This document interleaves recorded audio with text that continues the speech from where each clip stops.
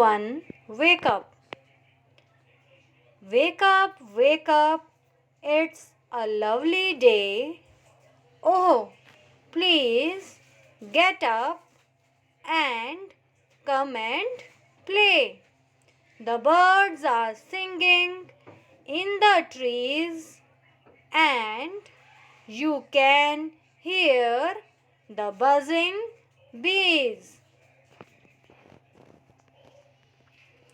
Wake up, wake up. It's a lovely day. Oh, please get up and come and play. It's much too late to lie in bed. So hurry up, you sleepy head. Wash and dress and come on out. Everyone is up and about. The cow, the horses, the ducks, and the sheep, the tiniest chicken, cheep, cheep, cheep, wake up. C. Fletcher. तो अब हम इस poem का meaning भी देख लेते हैं। इस पोएम का नाम है वेकअप। वेकअप का मीनिंग होता है उठ जाइए।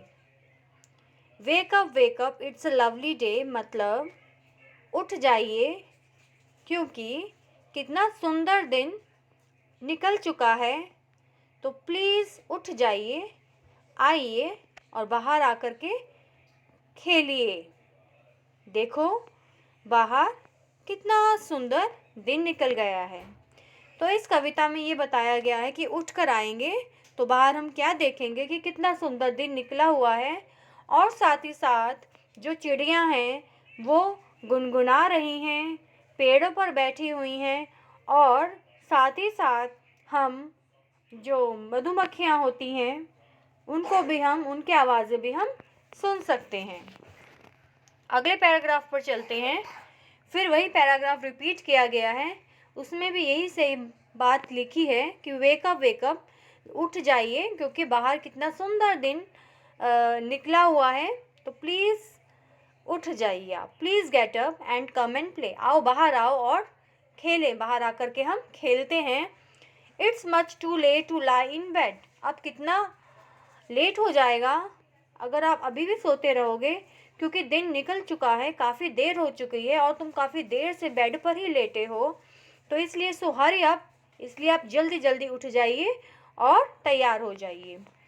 नेक्स्ट पैराग्राफ में है वॉश एंड ड्रेस, मतलब जल्दी से कपड़े पहनकर, साफ सुथरे होकर, अच्छे कपड़े पहनकर आप बाहर आ जाइए। Everyone is up and about, सब कुछ बाहर चहक रहा है, जैसे the cow, the horses, the ducks and the sheep, गाय, घोड़ा, डक्स, बतख और शीप, भेड़, और उससे भी ज़्यादा द टाइनिएस्ट चिकन, जो छोटे छोटे बच्चे हैं हैन के, उनके जो बच्चे हैं वो भी, सबसे छोटे जो हैं जीव, वो भी उठ गए हैं और क्या बोल रहे हैं, चीप चीप चीप, अपनी आवाज़ें प्यारी प्यारी से अपनी आवाज़ में गा रहे हैं। तो इसलिए आप भी उठ जाइए। और ये पोएम जो लिखी है नीचे, इसका ऑथर का नाम भी लिखा है, तो इसका जो राइटर हैं उनका नाम लिखा है सी फ्लेचर।